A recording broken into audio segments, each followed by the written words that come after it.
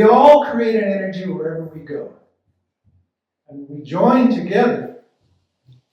There's an hour word for that, looking and walking, coming together. We create a beautiful energy that allows us to have a wonderful experience.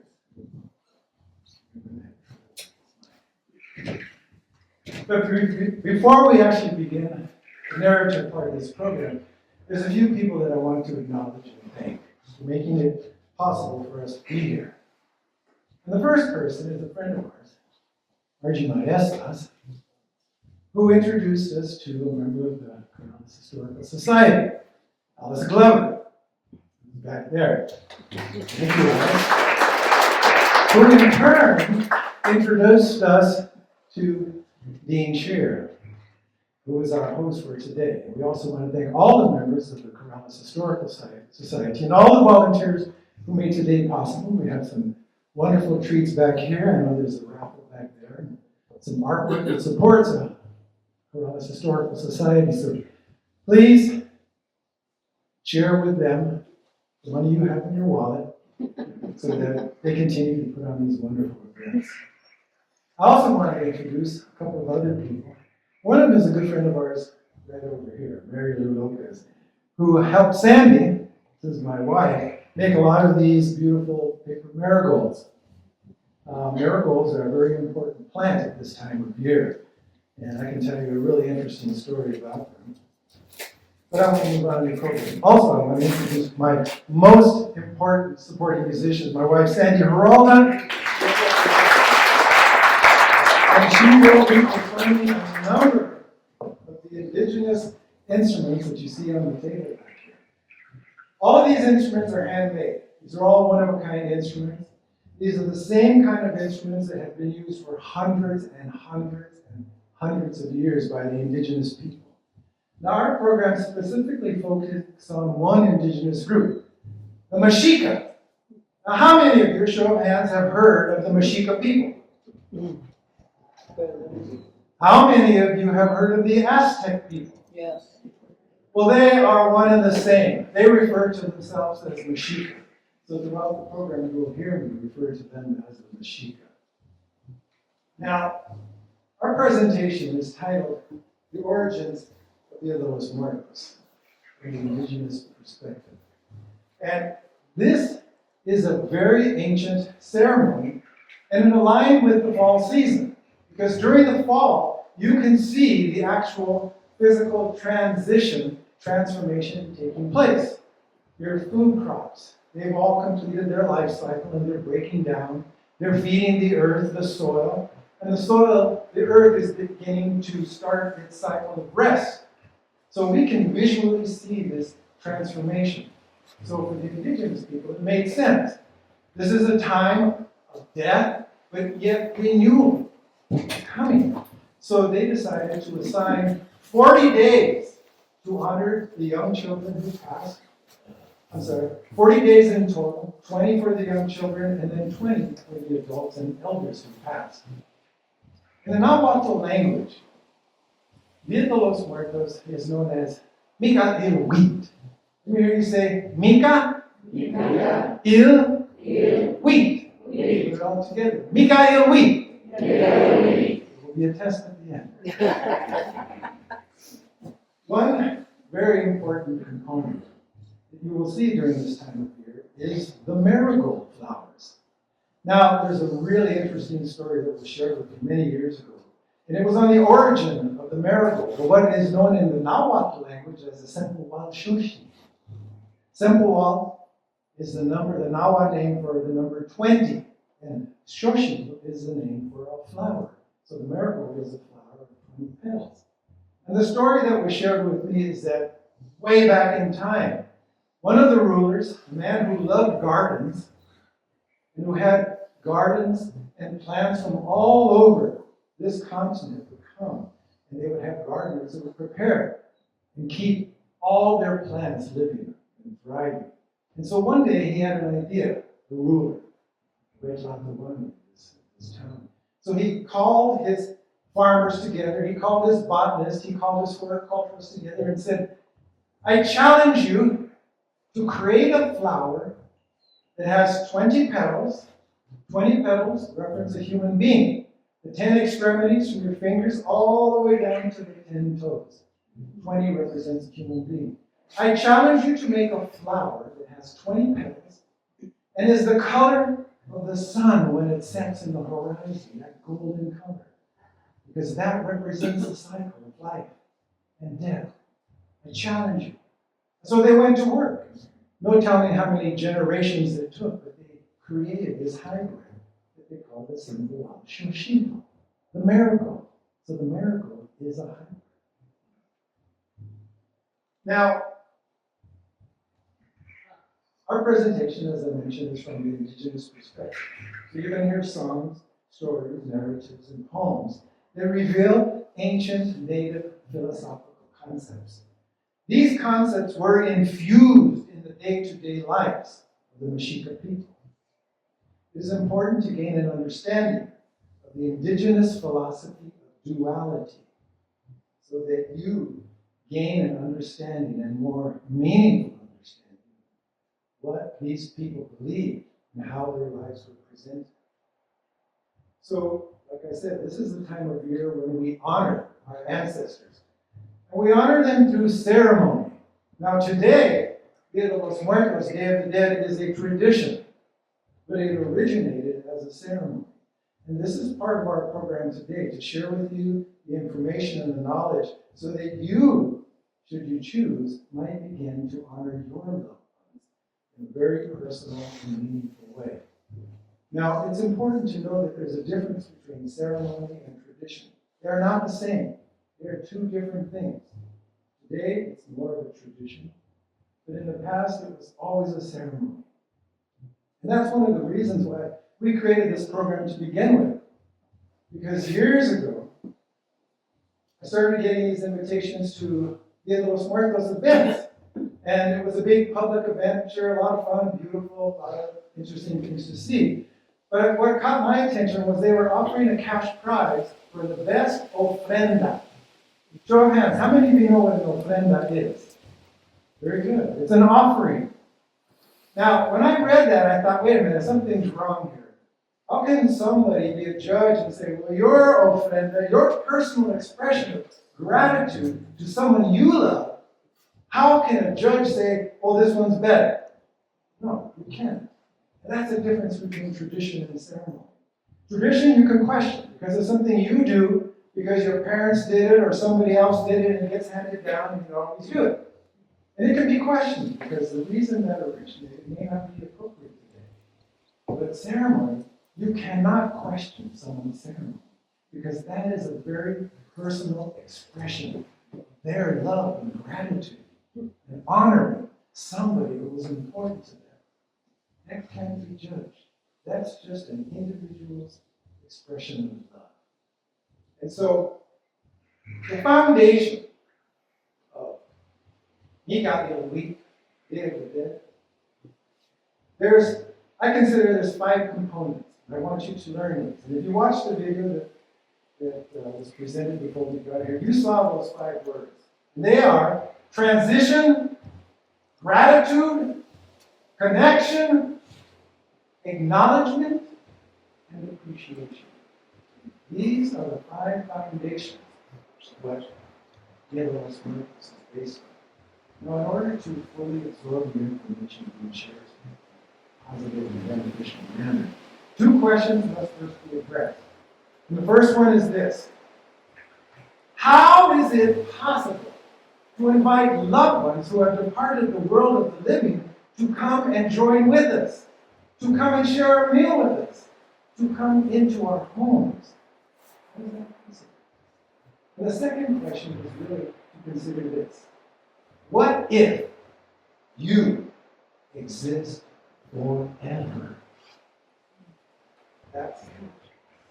Ancient Nahuatl philosophers, poets, and artists pondered the topic of life and death in song, prose, and poetry.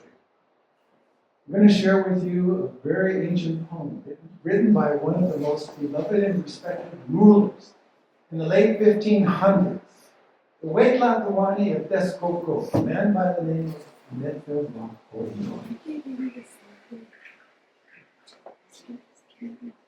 At first, I comprehend the secret, the hidden. Oh, my precious ones, thus we are mortals, humans. We all will have to go through. We all will have to die here on earth, like a beautiful painting. Like a beautiful flower, shoshi, we will dry up and wither away. Like that plumed vestment of that precious bird with the agile neck, we will come to an end. Think of it, my most precious friend. You, eagles, and you, jaguars, though you be of jade, though you be of gold, you will also go there to the place of the fleshes. No one can remain. We all will go away. Next at what place? For those of you that have never heard this name, he was a ruler of a city called Texcoco. It was right across the lake from the great city of Mexico, Tenochtitlan. He was a poet, an architect, a philosopher, an engineer, an artist. And he is the one who designed and had built the aqueduct, the first aqueduct that brought mountain spring water across the lake and into the very heart of the great city of Mexico, Tenochtitlan. That's a Huacoya. There are a number of poems, if you search him out, that he wrote. And what I read about the poets and the presentation at these big gatherings, they would have musicians, just like you heard Sandy. She was playing the two-tone Teponaskli drum. Well, I recited that poem. It's just the way they were presented hundreds and hundreds of years ago. But after hearing that poem, the question still remains. Do we truly cease to exist once our physical life has come to an end? Transition! The great Mexica people did not fear death. To them, and most of the indigenous communities on this continent, there was a long-held belief that death was not an end unto itself, but was merely a transitional stage. This belief was based upon thousands of years of acute observation and documentation of the cycles of nature. It is scientific fact. Consider this. The European concept of hell, a place of great suffering and torment, first introduced in the 1500s by the Spaniards, was a foreign concept to the indigenous people and in no way aligned with their beliefs or philosophy. Here is a metaphorical example of the Mexica's understanding and their belief of the cycles of nature. Think upon the fresh young seed that sprouts and grows and flowers and finally withers away, leaving behind a sleeping treasure trove of possibilities. Each seed an extension of its parent. These small seed treasures, like your own life, can be observed and measured in a single lifespan. But now think and ponder the possibilities of your precious life's energy, not coming to an end, but like a seed, it will continue as the cycles of nature continue to unfold and reveal themselves to you. The duality becomes evident. With moments of action, come moments of rest. With moments of light, come moments of darkness. With moments of great sound, come moments of silence. All things are in transition and all things change. But with this knowledge, you will gain the understanding that in death there is transition. It is not an end to your life's energy. And there are experiences for you yet to be known. There is an ancient Nahuatl oral story that we're going to share later that states that when you reach this transitional stage, you will begin an arduous journey filled with trials and challenges. It is along this journey that all aspects of your humanness are eliminated, revealing your true self. When you complete this journey of 9 challenges, you will finally come to meet the caretakers. Mitlan Bekuti, and Mitlan Siwa, the masculine and feminine energies of Mitlan, the place of rest and repose. And understand that upon your arrival, there will be great rewards for you. And this is why the Mexica people did not fear death, and also for the fact that hell does not exist. Gratitude. How often do you say thank you to those people who have helped guide you and nurture your life, help you find your path in order for you to reach and develop and attain your full potential? How often have you thanked them?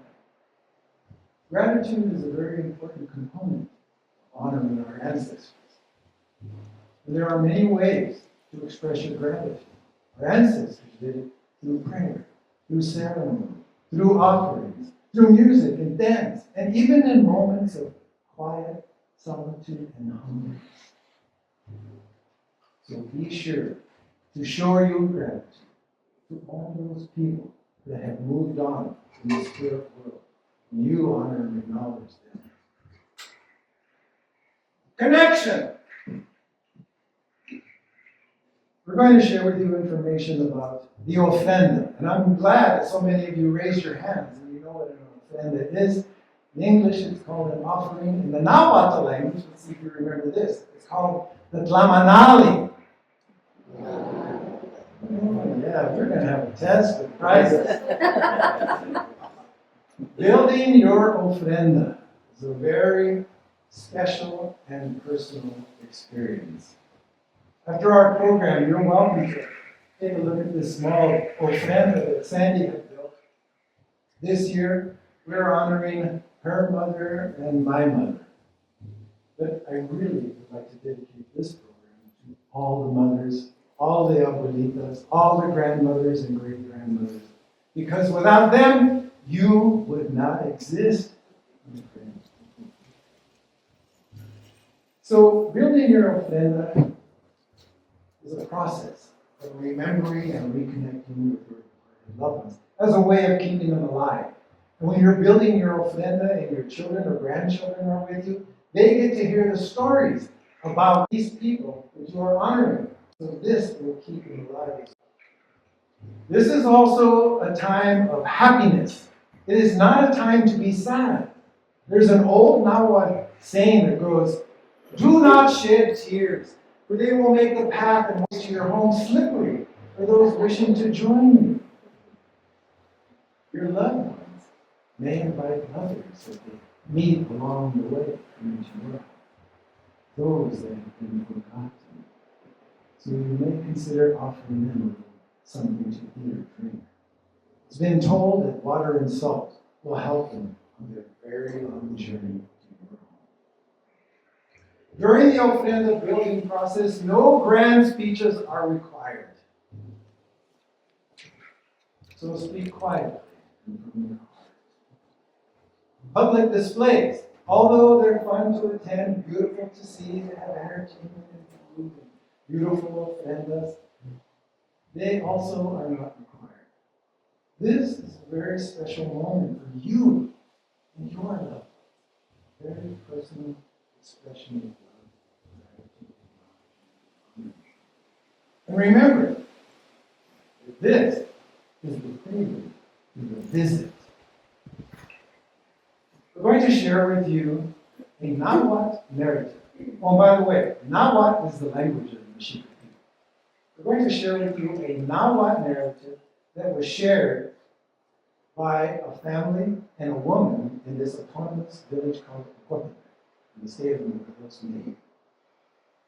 And these words were spoken by her as she prepared her ofrenda, selecting every object that she was going to place.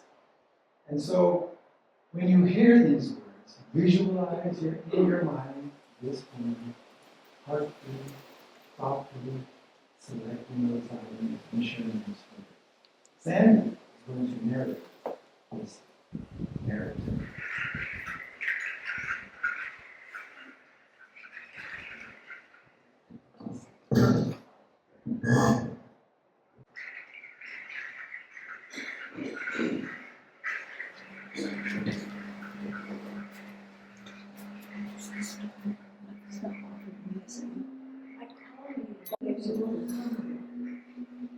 All of you, little children, I call you my mother, my father, my grandmothers, my grandfathers, my great-grandmothers, and my great-grandfathers. Now, with the permission of the Creator, I offer you bread, bananas, tortillas, special dishes, peanuts, tamales, for you and all to eat. Invite all those who wish to invite. I will give your friends at least a little bit of water. If the Creator wishes me to live another year, I will see you again next year. If I do not live, I will come with you.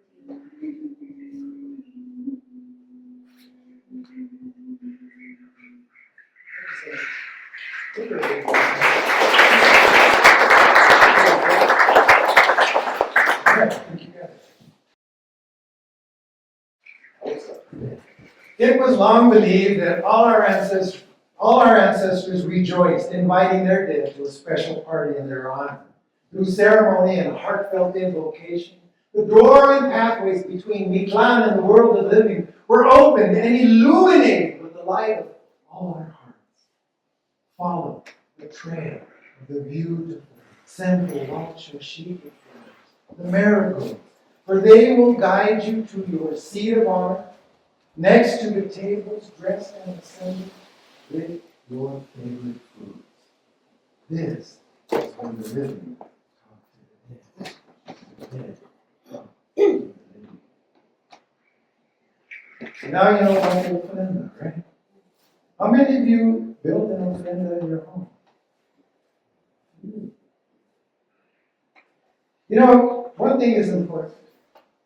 We typically talk about this is the time of year when we honor our ancestors. Trust me, you can talk to your ancestors anytime, any day, any place, anywhere. They are always with you. They are part of you. They are part of your DNA. They are part of your thoughts. They are part of your spirit. They are always with you. It's important to know this. But it's also a good idea to honor them in your home in a private ceremony for your family to get together and tell the stories about those people who impacted your life so profoundly. I'm sure we all have stories about our parents and grandparents and great-grandparents if you're lucky enough to know them. Acknowledgement.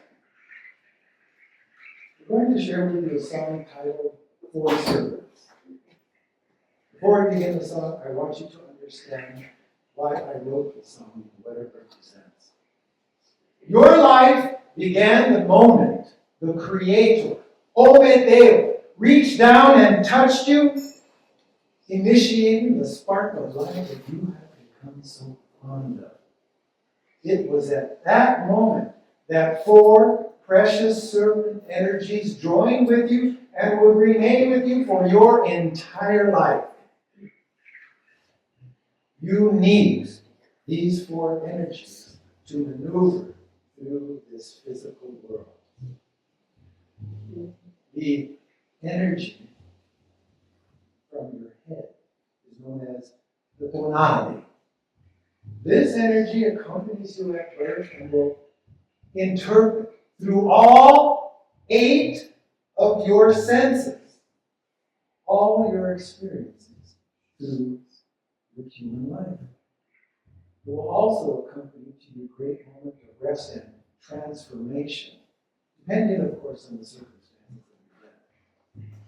The precious serpent emerging from your breast is the Theolia, This is the vital air that will no longer be inhaled or exhaled. The precious serpent emerging from your belly is the Isidro. And this one contains the powerful emotions that you have felt all your life in your liver and stomach. The final serpent, the Megisti, represents the empty shell left after departure of your animistic forces. It is important to recognize and understand that these energies are not who you are. They only assisted you through your human experience. So listen now to the sounds of the fourth and fifth animistic forces and focus on their simplicity and beauty, like silent, proud, and wondrous birds. They arise from your body. Clear your thoughts. And use this song to reconnect with your loved ones who reside here in your heart and in your thoughts. Those that have been waiting for your invitation to join you. They will hear you. Open your heart and let the sounds of this flute be the smoke that carries your thoughts of acknowledgement and love and gratitude to those who you are thinking about, to those who have touched you in a positive and profound way. They will hear you. Listen for their footsteps. This is our song, our gift to you today. For servants.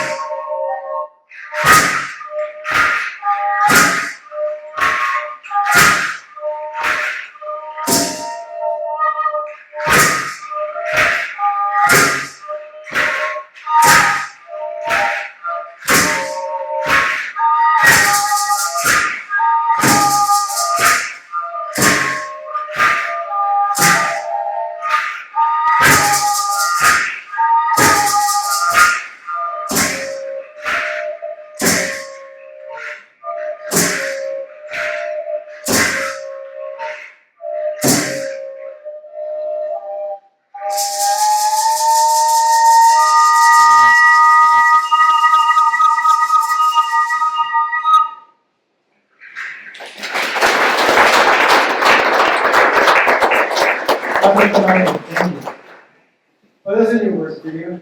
Lasso kamati. Let me hear you say lasso. Lasso. Kamati. Kamati. Let's put it together. Lasso kamati. Lasso kamati. Lasso kamati. Lasso kamati. Lasso kamati. Lasso kamati. That word means thank you. Spread it around freely. This is the part of the program where we get to share a very beautiful ancient oral tradition story. Now, oral tradition stories are very important because what I've discovered is that when you hear one of these stories, regardless of your age, if you're a young child and you hear a story, you are going to extract information. You're going to absorb the words that are relative to you at that moment in your life. And as you get older, you become a teenager or a young adult, you're going to hear that exact same story, but you're going to absorb and extract additional information that is meaningful to you at that point in your life. And as an adult or an elder, the same thing. You're going to absorb knowledge that is relative to you at that particular moment. So oral tradition stories, they use a lot of metaphors. They're really beautiful to hear. So we're going to share a very ancient one. And this one is titled Chiknawa Miklan, the journey to Miklan. Now, this oral story was shared with me many years ago by members, teachers, and instructors at the Universidad de Nahua. This was a school of indigenous studies in a small village of Ocotlán in the state of Corrales, Mexico. I was fortunate to go there and to meet and make friends with the instructors, and we have shared information over the decades. Even when I was presenting or preparing this program, I asked for their assistance to send me information you have on the origins of Muertos, as well as knowledgeable people here in the U.S. And it took Sandy and myself about 9 to 10 months to extract anything that had any European influences in it, to get to the essence of the indigenous perspective. This is what our program today is based upon. But this story, first, I want you to hear a very special instrument. This instrument is called the shukawat. I won't tell you what it is in English. Just for less than 10 seconds, just close your eyes and visualize that you are sitting outside at night in the light of a flickering fire. The words we're going to hear are very important words that need to fall upon the ears of the young and old alike. Stories like this contain information that needed to enter the minds of the young children, preparing them for their adult lives.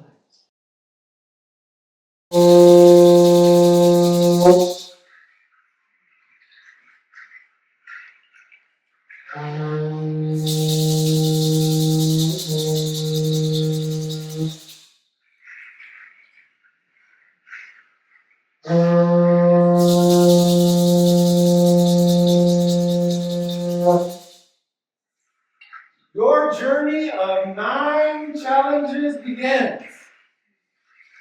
Each one is a processing and transforming experience. At each stage, you will face yourself to speak directly to your own heart, your true essence. Throughout your entire life, you have been an observer and a participant, experiencing this world through this shell we call our body.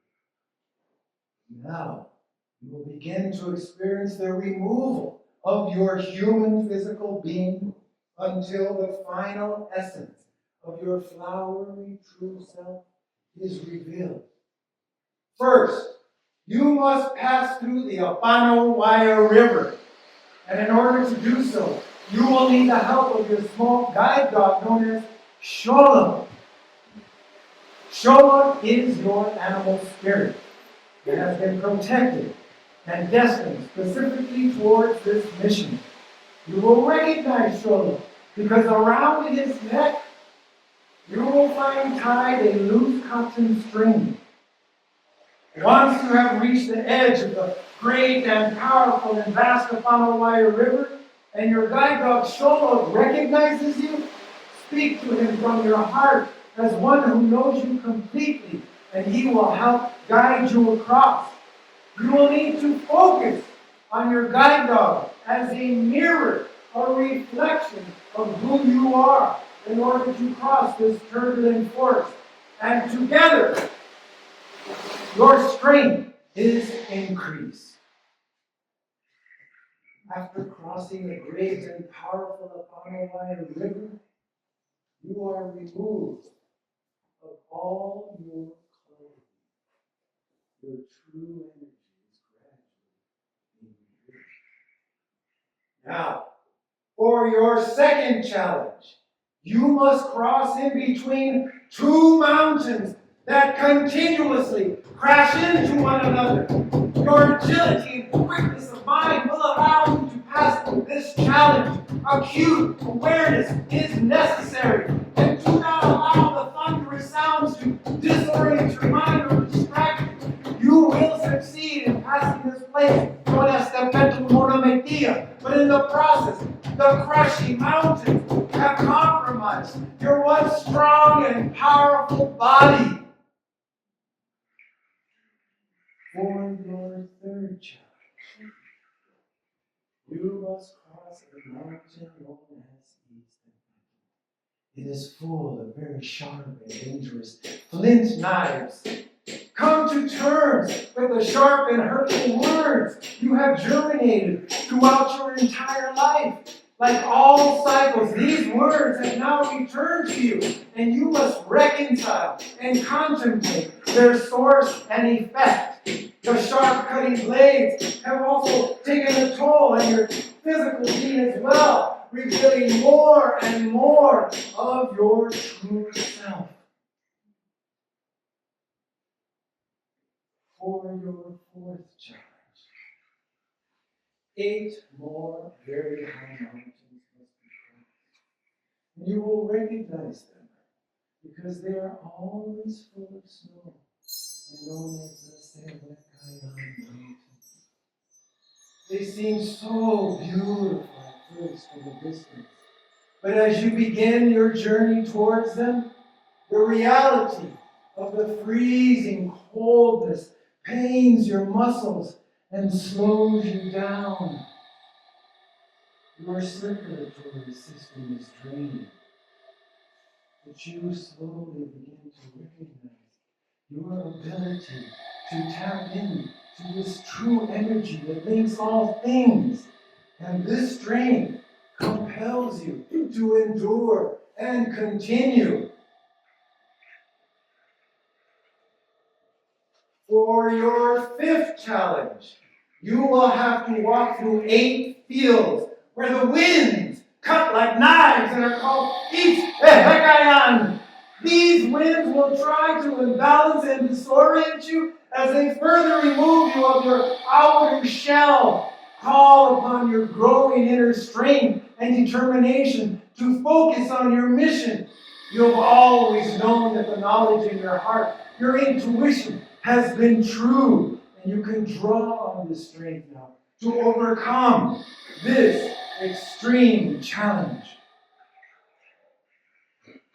For your sixth challenge, you will walk a path where numerous sharp arrows will be shot towards you.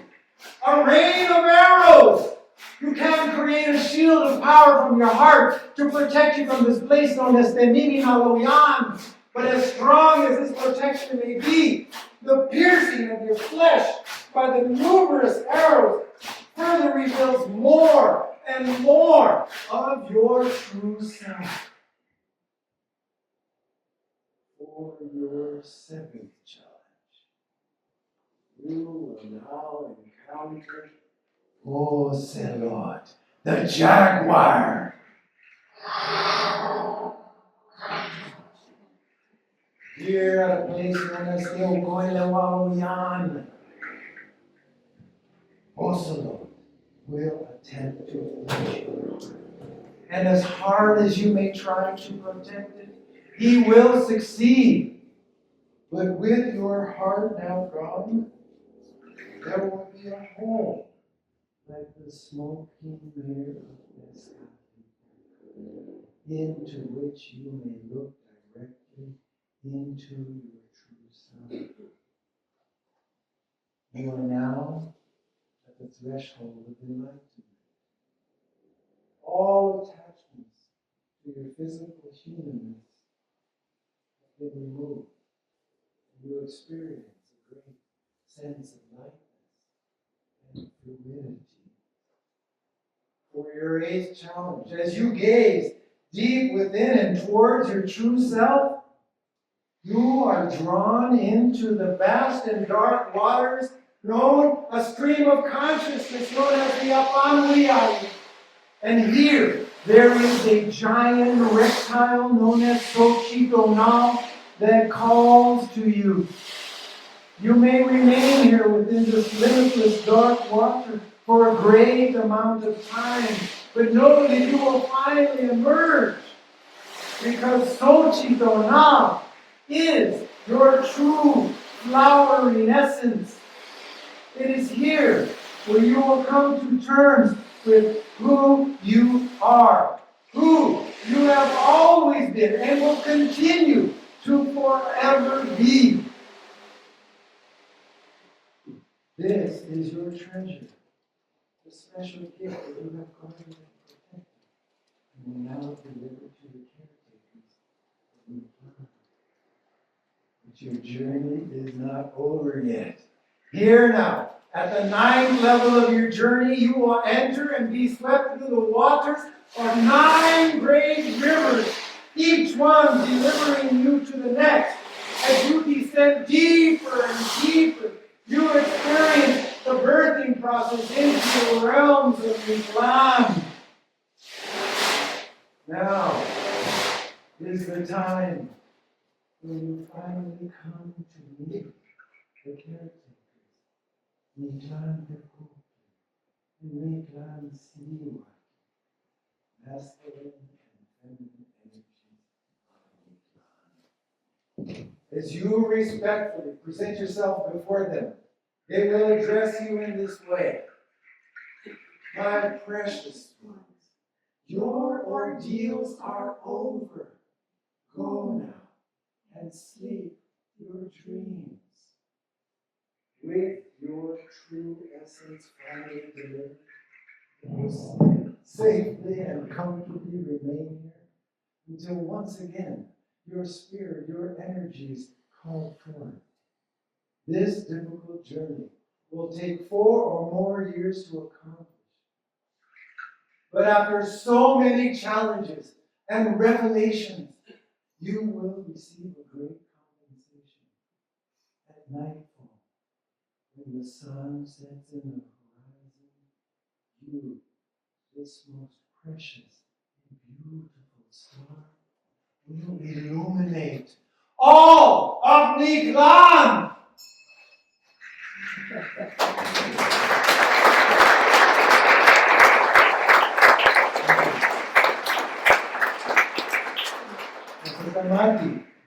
You know, I looked out at all of you and I see some of you have your eyes closed, and it used to be many years ago, I thought, oh my God, they're not listening, and I put them to sleep. But then, one of my mentors, a man by the name of Isidro, he told me, Michael, you put someone to sleep during your presentation, that is a great honor. Embrace it, because they may be asleep, but the words you shared are absorbed into their mind and subconscious. And it can be weeks, months, years, when someone else is going to say something that, oh yeah, I know that. You know, so consider it an honor if you put someone to sleep. And one presentation said he put someone to sleep, and then she goes, I'm so happy. I did it. I joined the club. Appreciation. One day, we will all join with our ancestors. We will join with all those that have went and lived before us. And we will return to our place of origin, the source of all that has and will ever exist. And until that day, we will make time to connect and honor and acknowledge our loved ones in our own individual ways. We have 2 more songs that we want to share with you before we close our program. And there's the first one. I always dedicate it to Sholo. How many of you remember who Sholo was? Anybody show of hands? Don't remember. The first challenge, right? Sholo recognized you and helped you across the great and powerful Apanui River. So I dedicate this next song to Shona, a very spirited, joyful, happy energy. And Shona will guide you to your place of rest and repose. We invite you to join with us in this song. We're going to ask you to clap a rhythm of 3 beats. Sandy is going to keep a rhythm of 7 beats. I'm going to ask for this volunteer right here to come up and join us, and this volunteer right here to come up and join us. By the way, this is our sunshine. This is our high five.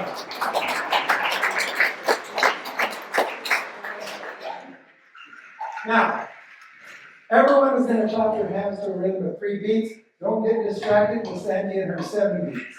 All right? You ready? Show them! Add your energy and bring show to life.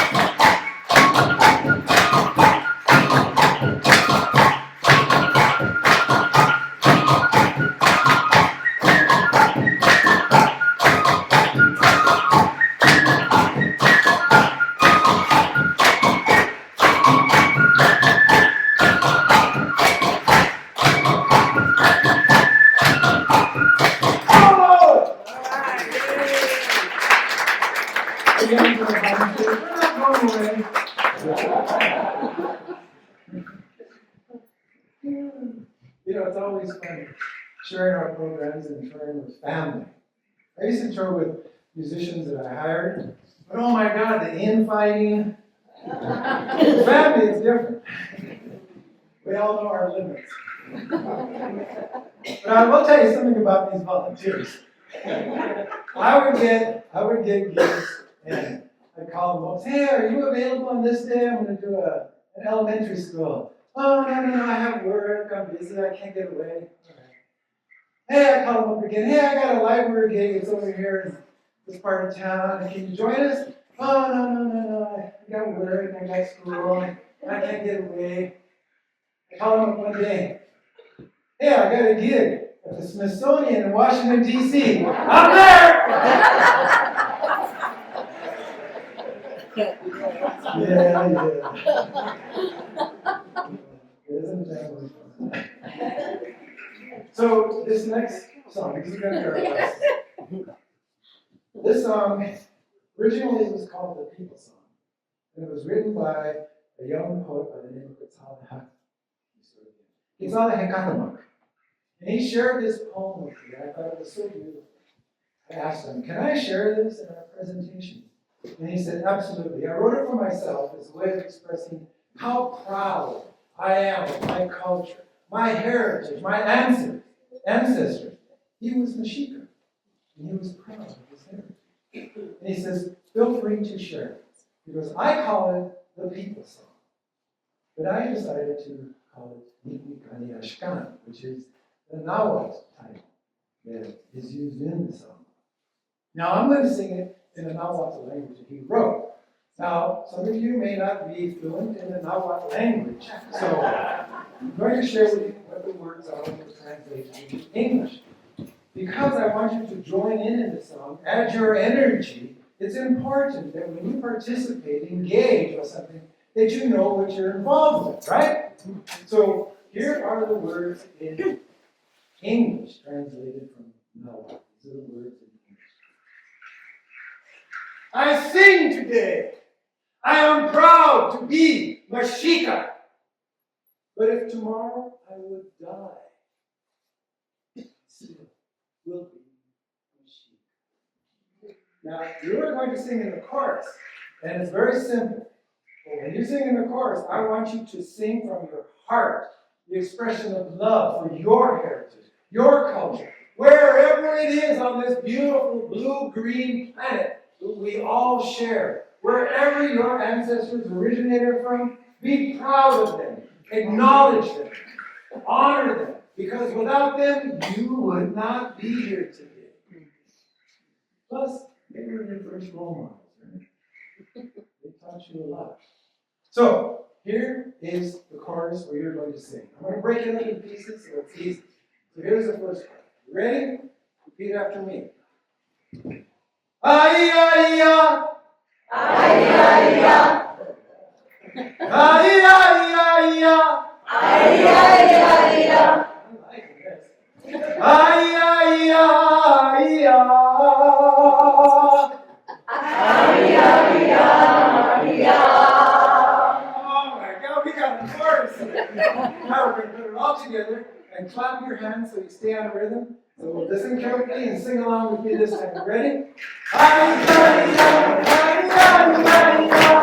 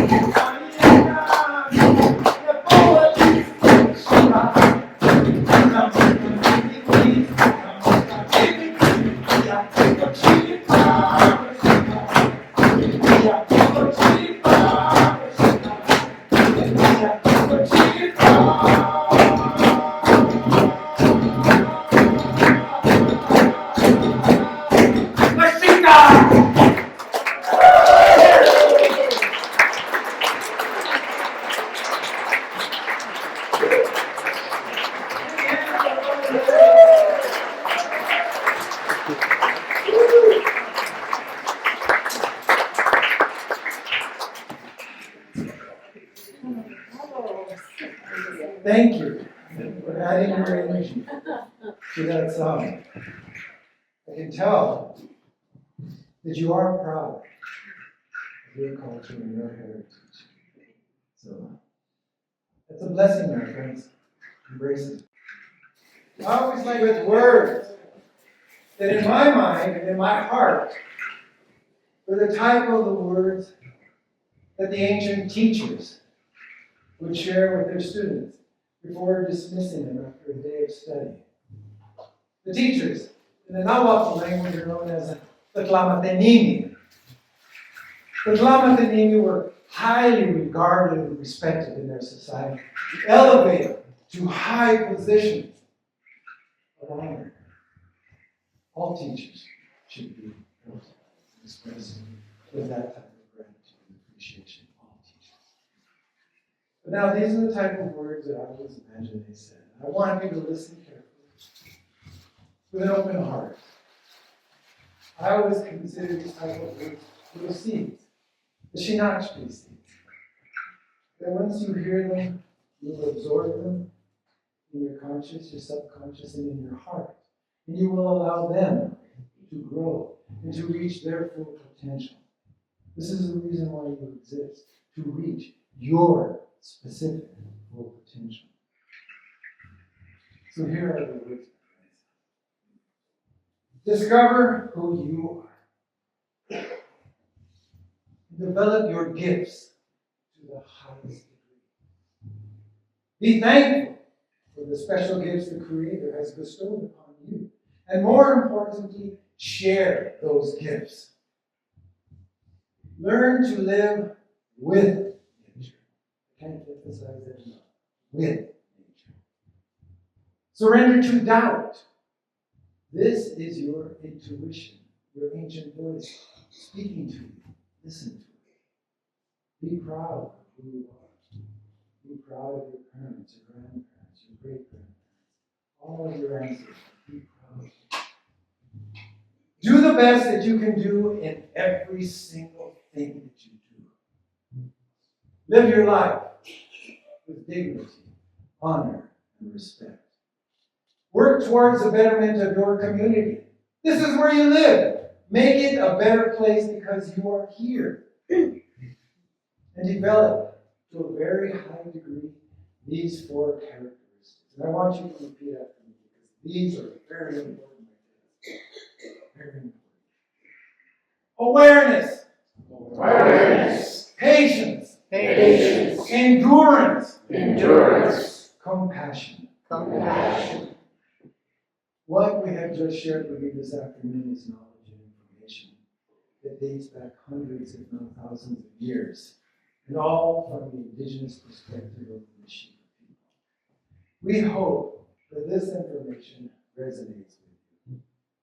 And as I said before, it is important to know that reconnecting with your departed loved ones can take place anytime and anywhere, because they are always with you and in your heart. On behalf of my lovely wife, Sandy, and I, we say, gracias, amado, to all of you.